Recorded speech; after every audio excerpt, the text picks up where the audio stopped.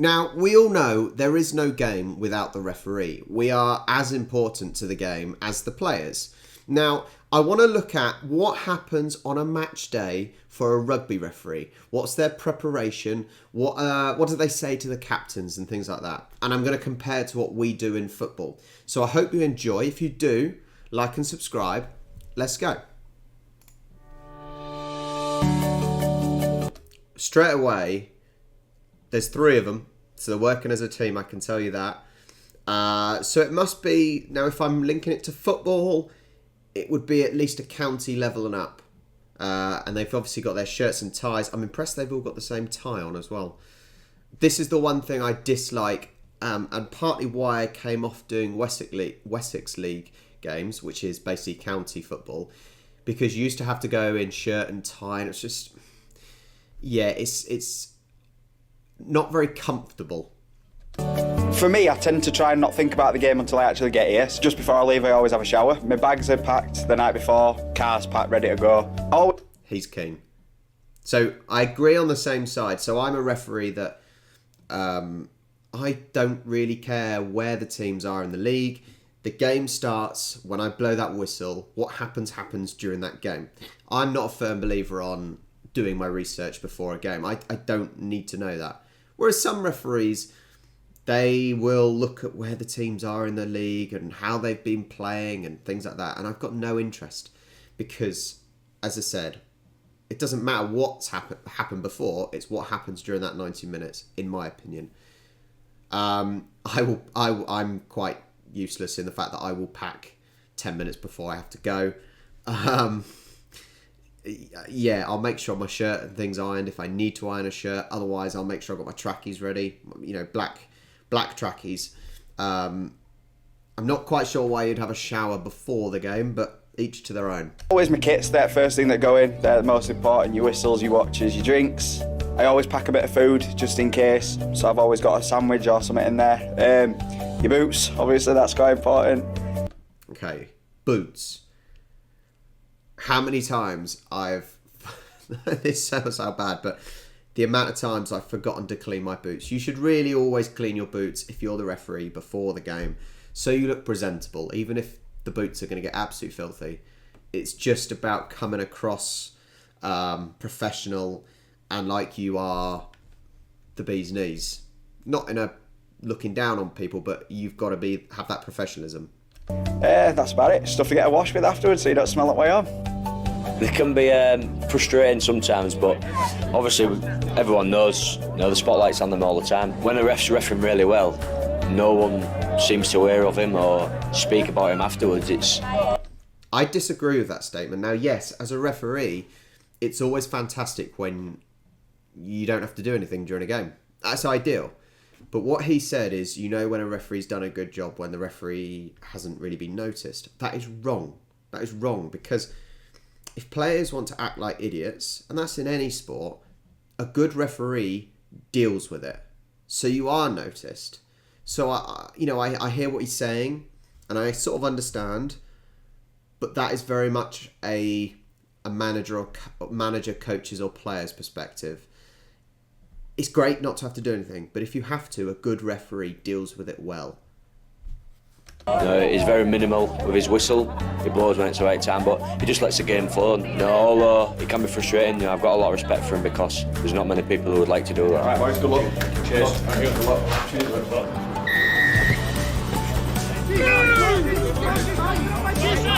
I do enjoy doing it. It started off as something I did as a kid, and it's just sort of progressed to something that I'm moving forwards with, which I didn't know if I would or not. Everyone bound in. Do you know what? This is one thing I've said.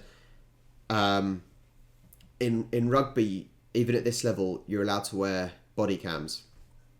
That's fantastic, and I think it's such a good idea, and it really needs to be brought into football. I know the FA, English FA, are wanting it to be able to wear body cams, but it's IFAB, who are a lot higher up, that won't allow it, which is absolute nonsense. I think IFAB said it's basically because of, what do you call it? You'd have to get everyone's permission and things like that beforehand, which is nonsense. Rugby's shown that they can do it. Loose ends right in, please. Right, as soon as you're ready, stay there. Out! I'm classed as a grade 2 official, which the highest level is grade 1, and then there's the full-time group, so I'm like the one below that. So that means that I officiate at under 19s level mainly. See, that seems strange because, so for us in football, it goes basically from level 1, which is Premier League full-time, down to level 9. So you always start as a 9, you do your 6 games, you become an 8 or a 7 depending on your age. But for him to, so I know there's less of a scale for rugby, but to be level 2, so he's obviously a good referee, why is he only doing level under 19s? That seems strange, he's only doing under 19s. So if anyone can explain that, please do. Why is he really only doing under 19s when he is a level 2, which I think is a pretty good standard? High tackle, boys. Just a bit high, fellas. You get progressed by, you get assessed. Live assessors where someone will actually come and watch you. And then you also get assessed on the DVD. So like your manager might watch the DVD and have a watch of your game, and that's how you progress. So you just get assessed, and if they think you're ready to move up and there's a space, then you move up. See, I think that's a little bit different. In that, in football, you have to go for promotion. You have to say, I want to try and get promoted. From level 7 to 5, you have to say you want to get promoted. And you obviously get when you say you want to get promoted, you get your assessments. You've got to do your fitness test. So an assessor comes to the ground and watches you. There's none of this DVD stuff at the lower levels for sure. And then certainly from level 4 to 3, the county, kind of senior county, you always have to have a certain amount of assessments, and you then get graded. And I've said this about why it's difficult to be a football referee. In football, at that level, you have your assessors' marks, which is great. It's fine. Even though the problem is that some assessors say different to other assessors. There's no real uniformity, if that's a word. You also get your club assessments, which is absolute nonsense. Why are you being assessed by a club? If you get to send someone off and give a penalty in the last minute, they're not going to give you a very good score, even if it's the right decision. So it seems slightly different that if there's space and you've done well in rugby, they will put you forward. I think I'm getting that right. They look at how much training you're doing, how your games are going. So it's not just your games, it's the whole thing around it, how your demeanour is at a game and everything about it. Yeah. Held up. Can't got it down. Right there, tackle 4. No, it's under his hand. So I think the main thing for being a referee is being able to talk to people and being able to just change to whatever's happening around you. Things go wrong. It's inevitable. Things go wrong. Your preparation might not be right. You might be stuck in traffic. Something might happen on game day and you think, whoa, what's happening here? You've just got to be ready for anything, really. So you've got to go into every game with an open mind because anything can happen. That was my point earlier on about not really being fussed and looking at where the teams are in the league table, because it doesn't matter. Because as soon as you blow that whistle, you don't know what's going to happen. It could be the most boring game you've ever reffed. It could be the most thrilling and exciting. You just don't know. Where teams are on a table doesn't mean anything. You've got to be the person that calms everything down. Go on. Go on. Where you go? 20. Come here. Come here. Right, this is the second time I've told you. If I have to speak to you again, you'll be sat down. Go on. Where you go? Tap there, boys. The main thing. It's very much like in football. You'll give them warning. Use that stepped approach. You know, it's a talking to first, if you can, and then you obviously go more serious. But it's, the amount of times I've said to a player, listen, that's enough. This is the last warning. Get away. Don't do it again. We're referees, you're there for safety. So that's the main influence that you've got to have. The aim of being a ref is to make sure that every player on that field is safe. For me, the perfect game is where I don't get noticed, no one knows I'm here, and the game just cracks on without me. Game's going alright, not too many issues, just got to reset, go again for the second half. All that scores a bit outnumbered, but you've just got to start fresh, back to 0. And referee is the same as we have. Keep your standards for the second half. It's easy to feel sorry for the team that are behind, but you can't. You've just got to keep the same standards that you would do normally and just keep going. The referees that I think get the best results are the ones that work with the players, talk to the players, try and encourage the players a little bit to do what you want them to do. 15 us. I think that's true in that sometimes you've got to know which players you can have a bit of banter with. Some players that you need to almost not bother talking to because you talking to them will cause issues. Being able to use the captains, which I'm learning more and more from watching rugby. It's knowing how to talk to different players, how they will react. Square! Back! Play on! You just got to make a decision, look confident, look positive, and sell the decision. That's exactly what we're told in football. Sometimes you have to admit you're wrong as a referee because then it allows the players to think, actually, fair play. But most of the time, you sell a decision. You act as if you are 100% confident.